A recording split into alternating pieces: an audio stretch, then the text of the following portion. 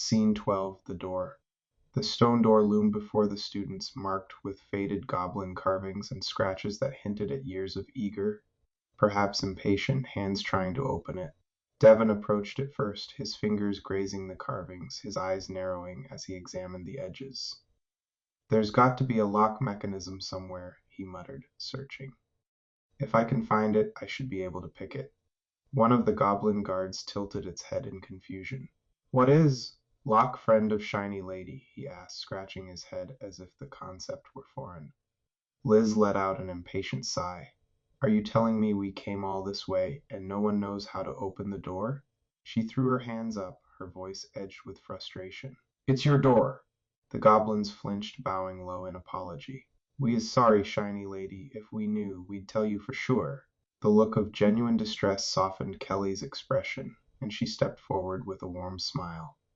"It's okay," Kelly said gently, placing a reassuring hand on one goblin's shoulder. "You've done a great job guiding us here. We'll figure the door out." Her calm demeanor seemed to soothe the goblins, who muttered relieved thank yous before backing away. Tommy joined Devon, pulling off his glasses to get a closer look at the door. He traced his fingers along a series of subtle engravings and faint etchings. "This door isn't just shut, it's got some kind of weight-based trigger." He pointed to a platform embedded in the floor nearby. "If we add enough weight, it might trigger the mechanism." Mac and Val exchanged glances, eyeing a pile of large stones and wooden crates nearby. "Let's start loading it up," Val said, rolling up her sleeves and cracking her knuckles. Mac followed suit, and they began piling objects onto the platform. Kenny, observing the process, crossed his arms skeptically and muttered to Bannock, "This seems far too elaborate for goblins. I doubt they'd use anything heavy given their stature." Bannock considered it thoughtfully. "You've got a point, but they've surprised us before." He shrugged with a grin. "Besides, doesn't hurt to try." Kelly overheard her brother, her eyes narrowing in mild irritation. "It's possible for goblins to be strong, you know." Kenny scoffed, crossing his arms tighter.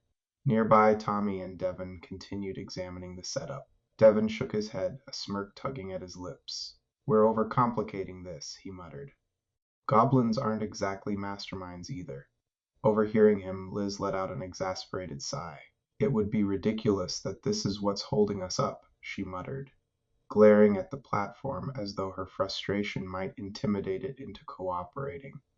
Tira stood back from the group, half listening, as Max's voice resonated in her mind, calm and thoughtful. "Think like a goblin, Tira. Or better yet, think like a professor setting up a test." She felt a faint smile tug at her lips as Max continued. "Lateral thinking, the solution might be so simple that it's hiding in plain sight." Her gaze drifted to the frayed pink sock the goblin had gifted Liz earlier. The goblins had treated it with a reverence that seemed strange, yet fitting in their world. "Hey, Liz," Tira ventured, still processing her own thought. "Can I see that sock the goblins gave you?" Liz looked at her, raising an eyebrow with a mix of irritation and amusement. "The sock, seriously?" She gave Tira a bemused smile before holding it out. "By all means, be my guest," she said, rolling her eyes, but unable to hide her curiosity. Tira approached the platform, the mismatched pink sock in hand, feeling her friend's doubtful eyes on her. She gently placed the sock in the center of the platform and held her breath.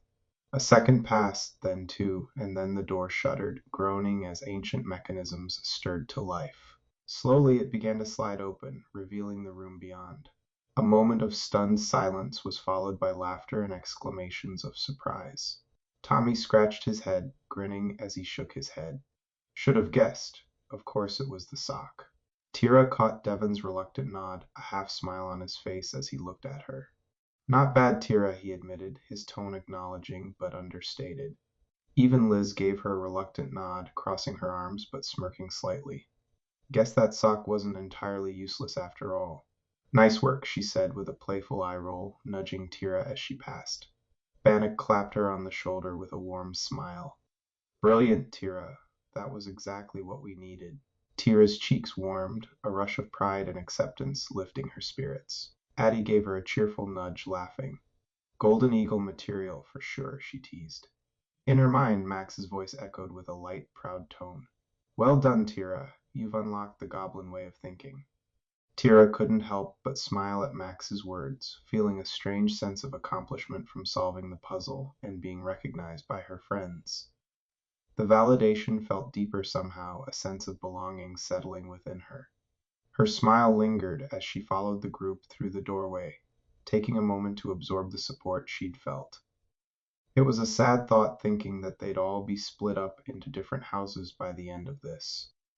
But perhaps part of the reason for the collaboration was to build bridges between the four houses. Beyond the door, a dimly lit room opened up, revealing a throne-like seat at the far end, where a large goblin lounged comfortably. The group froze, exchanging looks of surprise, amusement, and confusion. But what caught everyone's attention was the young girl sitting across from the Goblin King.